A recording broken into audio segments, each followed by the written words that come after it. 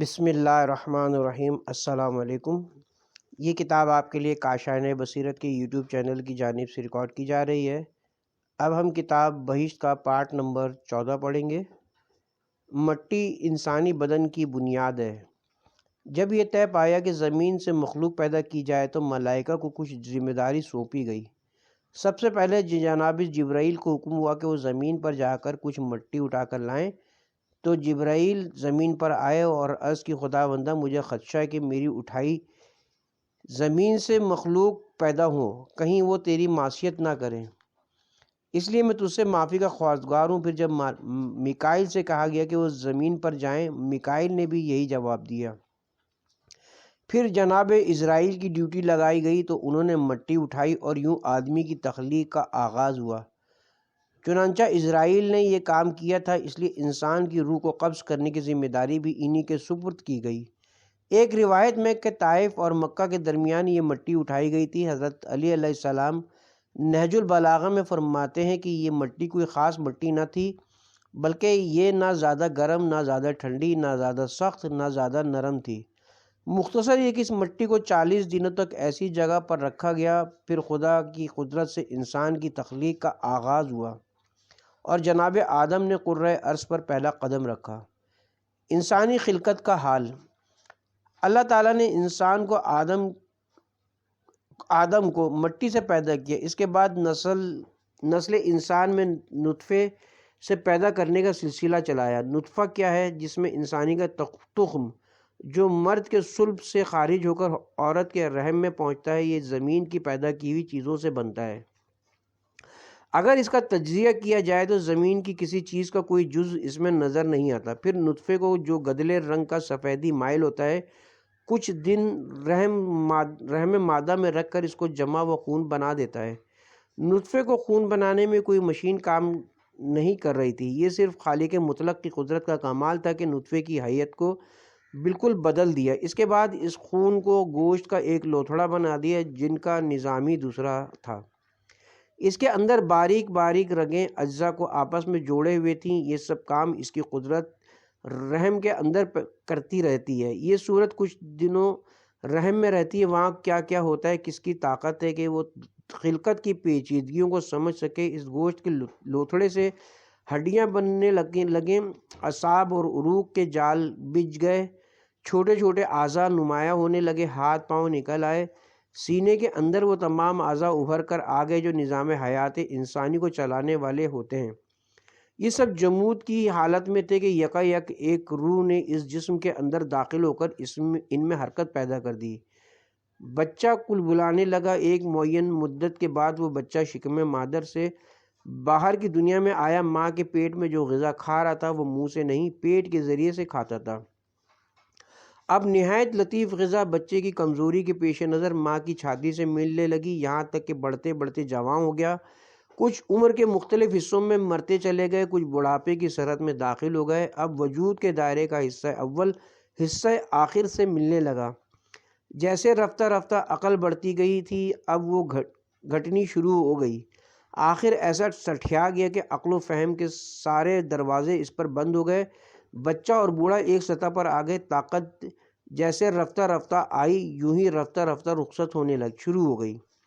نہ پیٹ میں آنت، نہ منہ میں دانت، نہ اعضاء میں سکت، نہ حواس میں قوت۔ بچے کی طرح ایک مضغہ گوشت سے لے کر چرپائی پر پڑا آہا کر رہا ہے۔ اے انسان، دیکھ تیرے خالق نے اپنی قدرت سے کیا کیا کرشمے دکھائے۔ کیا اب بھی تیری سمجھ میں بات نہیں آئی ہے کہ جس خدا کو یہ سب کچھ کرنے پر قدرت ہے، کیا وہ مرنے کے بعد پھر دوبارہ زندہ نہیں کر سکتا؟ جس نے تجھے نیست سے ہیست کیا تھا، پھر تیرے بکھرے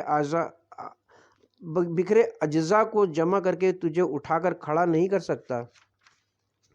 اچھا، ایک مثال سے سمجھیے۔ ایک زمین خالی پڑی تھی، ایک گھاس کا پتا بھی اس پر دکھائی نہیں دیتا تھا۔ خدا نے اس پر مینا برسایا، یہاں تک کہ اس مردہ مٹی میں جان آ گئی۔ پھر کیا تھا؟ لگی اپنے اندر سے ذخیرے نکالنے، طرح طرح کے درخت اگے، پھول کھلے، پھل لگے، جہاں خاک اڑاتی تھی وہاں باغ باغیچے لہلانے لگے، پھلواریاں مہکنے لگی۔ اور بے وقوف انسان، کیا اب بھی تیری سمجھ میں نہیں آیا کہ یہ کیا ہو گیا؟ روح کیا ہے؟ ارشاد خداوندی ہے تو جب میں اسے تیار کر لوں اور اس میں اپنی خاص روح کو ایک جز پھونک دوں۔ سورہ صاد آیت نمبر 72۔ تشریح: کسی نے حضرت صلی اللہ علیہ وسلم سے سوال کیا، چونکہ اس کی حقیقت کا سمجھنا انسان کی طاقت سے باہر تھا، لہٰذا ایک مجمل جواب دے دیا گیا کہ یہ حکم خدا ہے جس کے متعلق تمہیں تھوڑا سا علم دیا گیا ہے۔ روح کو خدا نے عالم امر سے بیان فرمایا ہے۔ عالم دو ہیں، ایک عالم خلق، دوسرا عالم امر۔ عالم خلق سے وہ عالم مراد ہے جس میں ہر شے اسباب و وسائل کے بغیر پیدا نہیں ہوتی، جیسے دنیا کی ہر شے اپنی خلقت میں محتاج وسائل ہے۔ دوسرا عالم امر ہے جس میں اسباب و وسائل سے تعلق نہیں ہوتا، بس خدا کہتا ہے ہو جاتا وہ شے ہو جاتی ہے، جیسے آدم کو بغیر ماں باپ کے پیدا کر دیا اور حضرت عیسیٰ کو بے باپ کے۔ روح بھی عالم امری ہے، چونکہ اسباب و وسائل سے اس کو کوئی واسطہ نہیں، لہٰذا اس کی حقیقت کو سمجھنا انسان کے لیے ناممکن ہے۔ صرف تھوڑا سا علم دیا گیا ہے، یعنی اس کے عمل کا جو بدن پر ہوتا ہے۔ اس سے سمجھ میں آتا ہے کہ روح کوئی چیز ہے، وہ نہ دیکھنے میں آتی ہے، نہ مس کی جا سکتی ہے، نہ اس کی کوئی جگہ بتائی جا سکتی ہے۔ جب روح کا دیکھنا یا چھونا کسی وقت تک ممکن نہیں تو خالق روح کو دیکھنے کی امید عبث ہے۔ بعض مفسرین نے لکھا ہے کہ روح سے مراد جان نہیں بلکہ وحی کا لانے والا ہے، کیونکہ مشرقین کا سوال رسول سے یہ تھا کہ قرآن تم کہاں سے لاتے ہو؟ پس خدا نے فرمایا، اے محمد، لوگ تم سے قرآن یا ذریعہ حصول قرآن کے متعلق سوال کرتے ہیں، لہٰذا تم کہہ دو کہ روح یعنی وہی میرے رب کے حکم سے آتی ہے۔ مگر تم لوگوں کو کتنا کم علم ہے کہ تم انسانی ساخت کے کلام اور وحی ربانی نازل ہونے والے کلام کا فرق نہیں سمجھ سکتے۔ آگے کی آیت اس کا ثبوت ہے کہ روح سے مراد وحی ہے۔ اگر جان مراد لی جائے تو کلام بے ربط ہو جائے گا۔ بعض مفسرین نے لکھا ہے کہ اس سے مراد روح نبوتی ہے۔ لوگوں کی سمجھ میں نہیں آتا تھا کہ انبیاء کے اندر روح نبوتی کیا کام کرتی ہے۔ عام انسانوں میں جو روح ہے اس کو روح نبوتی سے علیحدہ رکھا گیا ہے۔ بعض نے لکھا ہے کہ روح وہ قوت ہے جو نظام بدن کو قائم رکھتی ہے، چونکہ وہ ایک قوت ہے لہٰذا اس کی حقیقت کو خدا کے سوا کوئی نہیں جانتا۔ وہ بدن پر اس طرح چھائی ہوئی ہے جیسے پھول پر خوشبو، جو نہ دیکھنے میں آتی ہے نہ مس کی جا سکتی ہے۔ بسم اللہ الرحمن الرحیم۔ وَخَلَقَ الْجَانَّ مِن مَارِجٍ مِن نَارٍ فَبِأَيِّ آلَاءِ رَبِّكُمَا تُكَذِّبَانِ، اور جنات کو پیدا کیا آگ کے شعلوں سے، تو تم دونوں اللہ کی نعمتوں میں سے کس کو جھٹلاؤ گے؟ مارج وہ خالص آگ جس میں دھواں نہ ہو اور وہ حرکت کرتی ہوئی نظر آئے، اور بعض نے کہا کہ مارج سے مراد وہ آگ ہے جس میں سرخ، سیاہ اور سفید دھاریاں ہوں۔ پس خداوند کریم جنوں اور انسانوں کو اپنی اصلی خلقت سے آگاہ کر کے ان کو تنبیہ فرماتا ہے کہ اے گروہ انسان اور اے گروہ جن، تم دونوں اپنی تخلیق پر غور کرو اور میری نعمات پر نظر ڈالو، پھر جواب دو کہ کس بنا پر تم میری نافرمانی کرتے ہو اور اللہ کی کس نعمت کی تکذیب کر سکتے ہو۔ قوم جنات۔ حضرت امام جعفر صادق علیہ السلام فرماتے ہیں، خداوند کریم نے نار سموم کو پیدا کیا جس میں نہ گرمی تھی اور نہ اس میں دھواں تھا، پس اس نے جان کو پیدا کیا، چنانچہ فرمایا ہم نے جان کو اس سے پہلے نار سموم سے پیدا کیا اور اس کا نام مارج رکھا، پھر اس سے اس کی مؤنث کو پیدا کیا جس کا نام مارجہ رکھا، اور ان دونوں سے جان کو پیدا فرمایا اور جان کے بیٹے کا نام جن ہوا، اور اس سے جنوں کے تمام قبائل پیدا ہوئے جن میں سے ایک ابلیس بھی ہے۔ جان کی اولاد جوڑا پیدا کرتی رہی اور جن کی اولاد بھی اسی طرح نر و مادہ جوڑا پیدا کرتی رہی۔ تفسیر القرآن میں لکھا ہے کہ قوم جن کے متعلق لوگوں کے خیالات عجیب و غریب ہیں۔ نمبر 1، یہ مخلوق انسان سے علیحدہ ہے، لیکن قرآن میں ان دونوں کو علیحدہ سے ذکر کیا گیا، جیسے یا معشر الجن والانس، اے گروہ جن و انسان، آدم کو مٹی سے بنایا ہے اور جنات کو آگ سے۔ نمبر 2، قوم جن کوئی علیحدہ جنس نہیں بلکہ انسانوں میں شامل ہیں۔ انسانوں میں جو لوگ قوی اور تند مزاج ہوتے ہیں وہ جن کہلاتے ہیں۔ حضرت سلیمان نے ایسے ہی سرکش لوگوں کو اپنے قبضے میں کیا ہوا تھا۔ نمبر 3، جن کا علیحدہ سے کوئی وجود نہیں، اگر ہوتا تو کہیں نظر آتے، لیکن یہ بہت کمزور بات ہے۔ کیا کوئی چیز نظر نہ آئے تو اس کے وجود سے انکار کیا جا سکتا ہے؟ اگر ایسا ہو تو جنت و نار بلکہ ذات باری تعالیٰ تک سے انکار کرنا ہوگا۔ نمبر 4، قوم جن کی کوئی تاریخ نہیں، نہ یہ پتہ کہ یہ قوم کہاں رہتی ہے، یہ بھی غلط ہے۔ وجود آدم سے پہلے زمین پر یہی قوم بستی تھی جن کا سردار ابلیس تھا۔ ان میں رات دن خوریزی ہوتی رہتی تھی۔ آخر خدا نے اپنے فرشتوں کے ذریعے اس قوم کو جو خناس کہلاتی تھی تباہ و برباد کر دیا اور ان کو بجائے زمین کے فضائے آسمان میں جگہ دی۔ بعض کے نزدیک یہ زمین ہی پر ہے مگر ان کی بستیاں نظر نہیں آتی۔ ان تمام اقوال میں صحیح قول یہی ہے، قوم جن علیحدہ سے ایک قوم ہے، یہ اپنا حلیہ بدل کر جس شکل میں چاہیں آ سکتے ہیں۔ حضرت سلیمان نے ان کو مسخر کر لیا تھا اور یہ قوی ہیکل انسانوں کی طرح ان کے لشکر میں شامل تھے جو سرکشی کرتے تھے۔ حزب تصرح قرآن ان کو زنجیروں میں جکڑ دیا تھا۔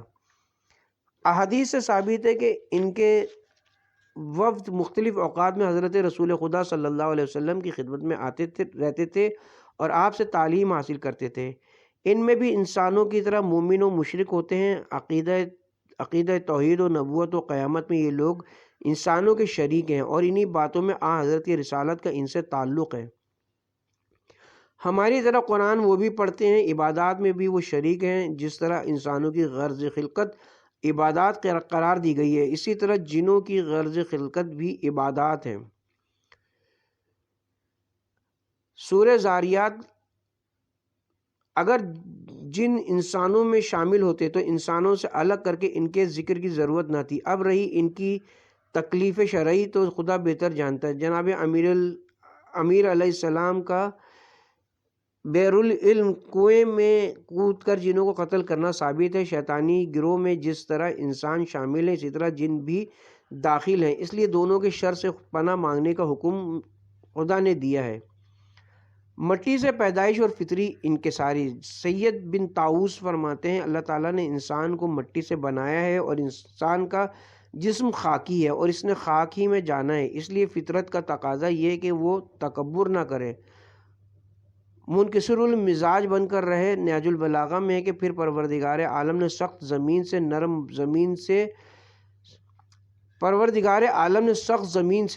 زمین سے عمدہ زمین سے اور شور زدہ زمین سے مٹی لے کر اس کو پانی سے سانا کہ وہ صاف ہو گئی، پھر اس مٹی کو مٹھا کیا کہ اس میں چپک پیدا ہو گئی، پھر اس سے جوڑ منہ والی اور ہاتھ پاؤں رکھنے والی ایک مورت بنائی، پھر اس کو ٹھہرایا کہ اس میں قیام پیدا ہو گیا، پھر اس کو سخت کیا کہ بجانے سے اس میں آواز آنے لگی اور جتنی دیر مناسب سمجھا اسے یوں ہی رہنے دیا، پھر اس میں اپنی پیدا کی ہوئی روح ڈالی کہ وہی مورت انسان بن گئی۔ کیا انسان جس میں خیال کے لیے ذہنی قوت موجود ہے اور معاملات میں دخل دینے کے لیے غور و فکر اور کام کرنے کے لیے اعضاء یعنی ہاتھ پاؤں موجود ہیں اور شناخت کی ایک ایسی قوت موجود ہے جس کے ذریعے سے وہ چکھنے کی چیزوں میں اور سونگنے کی چیزوں میں اور رنگوں اور جنسوں میں تمیز کرتا ہے، یہ ایک خود معجون مرکب ہے جو رنگ برنگ کی مٹی سے اور قسم قسم کی صورتوں اور ایسی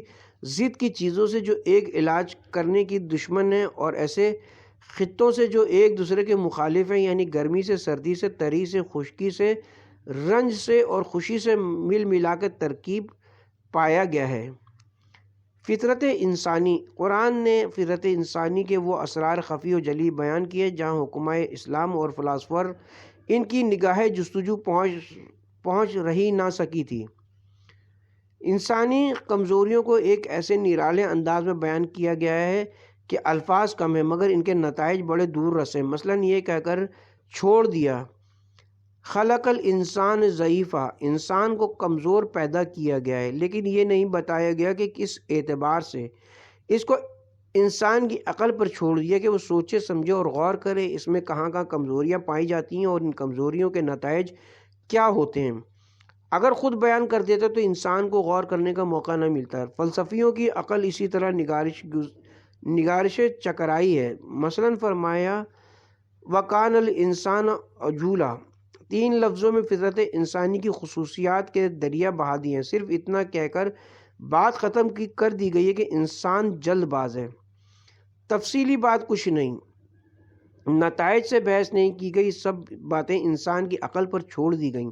وہ سمجھے کہ جلد بازی نے کہاں کہاں اسے نقصان پہنچایا تاکہ وہ خود اپنے افعال کو اس کمزوری کا باعث قرار دے۔ اسی طرح جا بجا انسان کی بے شمار خلقی و فطری خوبیاں اور کمزوریاں قرآن مجید میں بیان کی گئی ہیں، اور جہاں جہاں اس کی خلقت اس کے دین اور دنیاوی نقصان کا باعث نظر آتی ہے، اس کو آیات قرآنی نے بری طرح جھنجھوڑا ہے اور اسے صراط مستقیم پر چلنے کی ہدایت کی اور انعام و اکرام سے نوازا ہے ان لوگوں کو جو صراط مستقیم پر ثابت قدم نظر آتے ہیں۔ جنات نظروں سے پوشیدہ کیوں ہیں؟ جان اس میں جنس ہے اور اس کا مادہ جنن ہے جس کا معنی ہے شر۔ وہ ایسی مخلوق جو بشر کی نظروں سے اوجھل ہے۔ جنات اجسام مادی کثیف کو تو دیکھ لیتے ہیں لیکن اجسام لطیف و نوری و آتشی کو نہیں دیکھ سکتے، اس لیے وہ فرشتوں کو نہیں دیکھ سکتے۔ جنوں کی مختلف اقسام ہیں۔ ایک قسم شیطانوں کی ہے جو شرارت اور شیطانی کے سوا کرتے ہی کچھ نہیں۔ ان کی نسل بڑے شیطان کے ساتھ جا کر ملتی ہے۔ جس طرح شیطان رحمت حق سے محروم ہے، اسی طرح یہ شیطانی چیلے بھی لعنت کے مستحق ٹھہرے۔ جنوں کا دوسرا گروہ بہت اچھا ہے، یہ ہدایت یافتہ ہے، یہ ہدایت کو قبول کرنے کی صلاحیت رکھتا ہے۔ ان کو قیامت کے دن جزا بھی ملے گی، یہ اطاعت خداوندی بھی بجا لاتے ہیں۔ امام علیہ السلام سے پوچھا گیا کہ کیا مومن جنات بہشت میں جائیں گے؟ آپ نے فرمایا ضرور جائیں گے، ان کا بہشت میں اسی طرح بڑا مقام ہوگا جیسے کہ مومن انسانوں کا ہوگا۔ جنات کے بارے میں قول مقبول، مولانا مقبول احمد دہلوی لکھتے کہ جن اولاد جان سے ہیں، ان میں مومن بھی ہیں اور کافر بھی، یہودی بھی، نصرانی بھی اور مختلف دین کے بھی، اور شیطان اولاد ابلیس سے ہے اور ان میں سوائے ایک کے کوئی مومن نہیں ہے۔ اس کا نام حام ابن ہیم ابن لاقیس سے ابلیس ہے۔ جناب رسول خدا صلی اللہ علیہ وسلم کے پاس آیا تھا، حاضر ہوا۔ حضرت نے ملاحظہ فرمایا کہ وہ بہت لمبا چوڑا اور عظیم الجثہ ہے اور اس کی صورت ڈراؤنی ہے۔ پس حضرت نے ارشاد کیا تو کون ہے؟ اس نے عرض کی کہ میرا نام حام بن ہیم بن لاقیس بن ابلیس ہے۔ جس دن قابیل نے حابیل کو قتل کیا میری عمر چند سال کی تھی۔ میرا شیوہ تھا کہ میں خدا پر توکل کو منع کرتا تھا اور حرام چیزیں کھانے کی طرف رغبت دلاتا تھا۔ جناب رسول خدا صلی اللہ علیہ وسلم نے فرمایا کہ میری جان کی قسم وہ جو ان سب سے بہتر ہے جسے امید دلائی جائے اور وہ بہکانے میں آ جائے، اور اسی طرح وہ ادھیڑ سب سے بدتر ہے جسے عذاب سے اطمینان دلایا جائے اور وہ باوجود بدکاری کے مطمئن ہو جائے۔ اس نے کہا اے محمد صلی اللہ علیہ وسلم، آپ مجھے ملامت نہ کریں، حضرت نوح علیہ السلام کے ہاتھ پر توبہ کر چکا ہوں اور کشتی میں آپ کے ہمراہ تھا، اور میں آپ پر قوم کے برخلاف دعا کرنے پر ناراض بھی ہوا، اور میں اس وقت بھی حاضر تھا جب حضرت ابراہیم آگ میں ڈالے گئے تھے، آگ ٹھنڈی ہو گئی تھی، حضرت ابراہیم صحیح و سالم رہے تھے، اور میں حضرت موسیٰ کے ہمراہ اس وقت بھی موجود تھا کہ جب اللہ نے فرعون کو ڈبو دیا اور بنی اسرائیل کو نجات دی تھی، اور میں حضرت ہود کے ساتھ تھا جبکہ انہوں نے اپنی قوم کو بددعا کی تھی اور میں ان سے بھی ناراض ہوا تھا، اور میں حضرت صالح علیہ السلام کی خدمت میں حاضر تھا جبکہ انہوں نے اپنی قوم پر نزول عذاب کی خدا سے درخواست کی تھی، میں نے بددعا کرنے سے ان کو روکا بھی تھا۔ میں نے تمام آسمانی کتابیں پڑھی ہیں، ہر کتاب میں آپ کے ظہور کی میں نے بشارت دیکھی ہے، اور تمام نبیوں نے آپ کو سلام کہا ہے، اور وہ سب یہ بھی کہتے تھے کہ آپ سارے نبیوں سے افضل اور بزرگ مرتبہ ہیں۔ آپ بھی اس میں سے جو کچھ آپ پر خدا نے نازل کیا مجھے کچھ تعلیم فرمائی ہے۔ جناب رسول خدا صلی اللہ علیہ وسلم نے امیر المومنین علیہ السلام سے ارشاد کیا اے علی، آپ اسے احکام دین کی تعلیم کیجیے۔ حام نے عرض کی یا رسول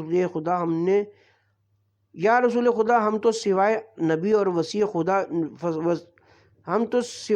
اور وصی نبی کے کسی کی اطاعت نہیں کرتے۔ یہ بزرگوار کون ہے؟ حضرت نے فرمایا یہ میرے بھائی اور وصی اور وزیر اور میرے وارث علی ابن ابی طالب ہیں۔ اس نے عرض کی بے شک میں نے ان کا نام کتب آسمانی میں دیکھا ہے۔ پس امیر المومنین علیہ السلام نے اسے تعلیم دی۔ پھر جنگ لیلۃ الحمریر پر میں بھی جو صفین کے مقام پر برپا ہوئی تھی، حضرت امیر المومنین علیہ السلام کی خدمت میں حاضر ہوا تھا۔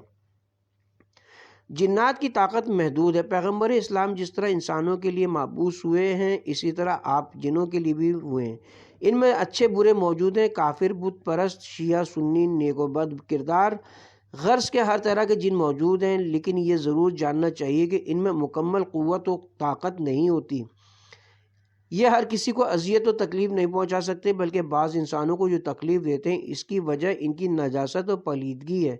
جو شخص پاکیزگی اور طہارت سے جتنا دور ہوگا اتنا وہ شیطان کے قریب ہوتا ہے۔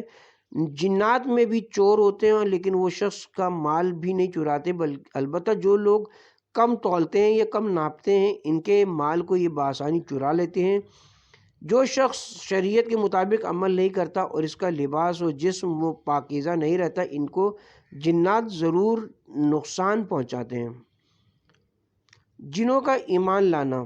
جنوں کے ایمان لانے کا قصہ یہ کہ حضرت ابو طالب علیہ السلام کی وفات کے بعد حضرت بالکل بے یار و مددگار رہ گئے، تو اس خیال سے کہ شاید کوئی میرا مددگار نکل آئے، طائف تشریف لے گئے۔ وہاں کے اشقیہ نے بجائے خاطر مدارت کرنے کے حضرت کو سخت تکلیفیں پہنچائیں، یہاں تک کہ بازاری لڑکوں کو آپ کے پیچھے لگا دیا گیا۔ وہ حضرت کو ڈھیلے اور پتھر مارتے تھے۔ آپ کے پاؤں مبارک لہو لہان ہو گئے۔ وہاں سے حضرت پریشان حال واپس چلے۔ راہ میں کھجوروں کا ایک باغ تھا، تنہا شب کو وہیں قیام فرمایا۔ جب نماز کو اٹھے تو نصیبین و نینوا کے رہنے والے 7 جن ادھر سے گزرے، آپ کو قرآن پڑھتے دیکھ کر ٹھہر گئے۔ جب آپ نماز سے فارغ ہوئے تو وہ لوگ ظاہر ہوئے اور ایمان لائے اور اپنے مقام پر جا کر ان دین اسلام کو جاری کیا۔ اس طرح معلوم ہوا کہ یہ جن حضرت موسیٰ پر ایمان لائے تھے، تبھی انہوں نے قرآن سن کر ان کے من جانب اللہ ہونے کی تصدیق کی۔ یہ لوگ جو ایمان لائے تھے اکثر ان کے وفود حضرت کی خدمت میں حاضر ہوتے تھے اور آپ سے مسائل دریافت کرتے تھے۔ بعض تفسیروں میں جنات کے متعلق بہت سی غیر ضروری باتیں بھی لکھی ہیں، جیسے وہ کسی حیت میں رہتے ہیں، کہاں رہتے ہیں، ان کی ازواجی شان کیا ہے۔ میں نے ان سب بحثوں کو نظر انداز کر دیا ہے۔ البتہ ایک اور امر ضرور قابل غور ہے کہ وہ یہ کہ ہماری ان کی شریعت ایک ہے یا مختلف؟ آیا وہ تو ہماری طرح ہی نماز ادا کرتے ہیں اور روزے بھی رکھتے ہیں یا کچھ اختلاف ہے؟ نیز یہ کہ ہمارے ساتھ تمام نعمتوں میں شریک ہیں یا نہیں؟ بہت سی آیات سے معلوم ہوتا ہے کہ ان سے روز محشر مواخذہ یا ہماری طرح کا ہوگا۔ وہ ہماری طرح مکلف ہیں، ان کو بھی ہماری عبادت کا حکم ہے۔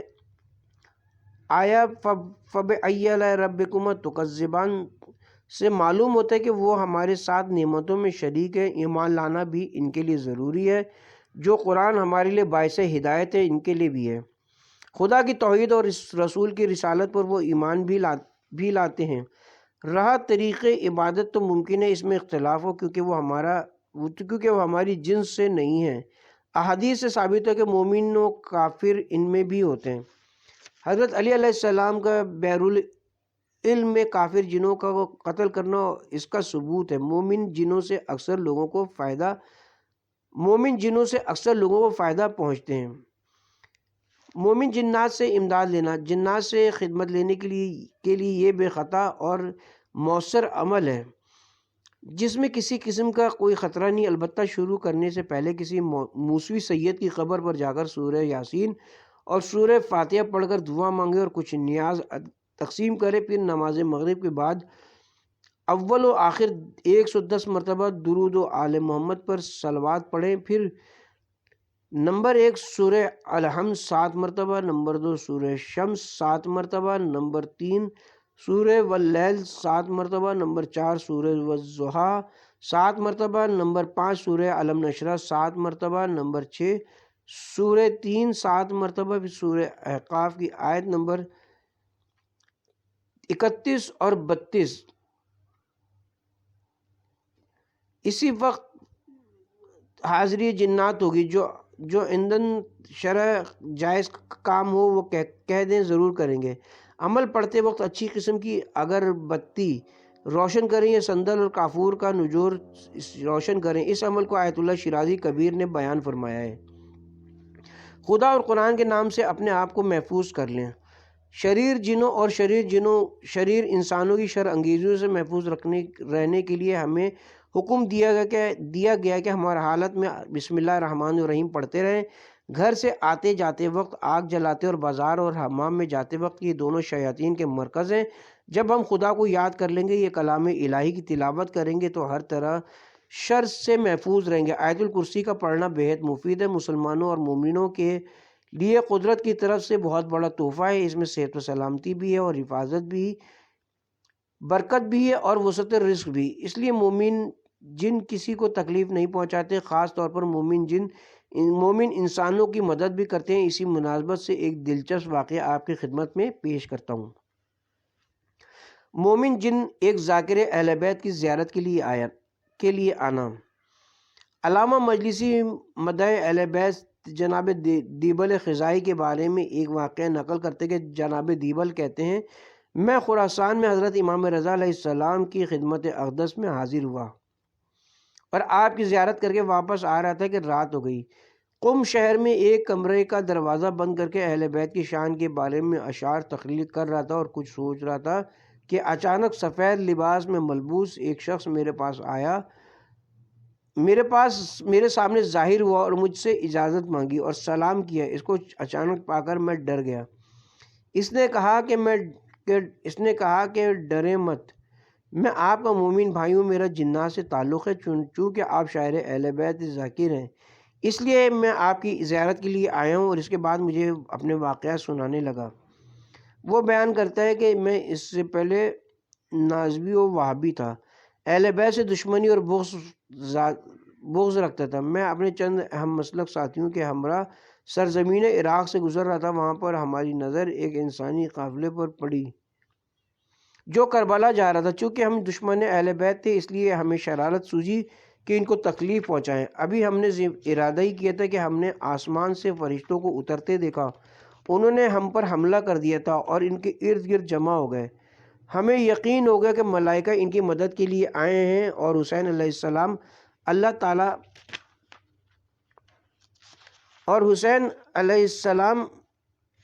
اللہ تعالیٰ کے پیارے ہیں۔ یہ کوئی عام انسان کی قبر نہیں ہے۔ واقعتاً حسین علیہ السلام اللہ کے نزدیک بہت بڑا مقام رکھتے ہیں۔ ہم نے وہیں پر توبہ کر لی اور سب سے پہلے حضرت حسین علیہ السلام کی زیارت کے لیے آئے۔ ایک روز میں امام جعفر صادق علیہ السلام کی خدمت میں گیا، عرض کیا کہ مولا میں آپ سے معافی چاہتا ہوں۔ آپ نے فرمایا تمہاری توبہ قبول کر لی گئی ہے۔ میں نے عرض کیا مولا کوئی حدیث بیان فرمائیے۔ آپ نے فرمایا میں نے اپنے آبا و اجداد سے سنا ہے کہ حضرت محمد صلی اللہ علیہ وسلم نے ارشاد فرمایا، انبیاء اس وقت تک جنت میں نہیں جائیں گے جب تک میں پاؤں نہ رکھوں گا، اور اوصیاء اس وقت تک جنت میں نہیں جائیں گے جب تک علی علیہ السلام اس میں قدم نہیں رکھیں گے، اور سابقہ امتیں بہشت میں نہیں جا سکیں گی جب تک میری امت نہ جائے گی۔ یاد رکھو جنت میں جانے کے لیے حضرت علی علیہ السلام اور اولاد علی علیہ السلام کی محبت بہت ضروری ہے۔ خدایا ہمیں محمد و آل محمد علیہ السلام کے دوستوں میں، محبوں، موالیوں اور ماننے والوں میں شامل فرما، اور اس عظیم محبت پر قائم و دائم رکھ اور ان کے نقش قدم پر عمل پیرا ہونے کی توفیق عطا فرما۔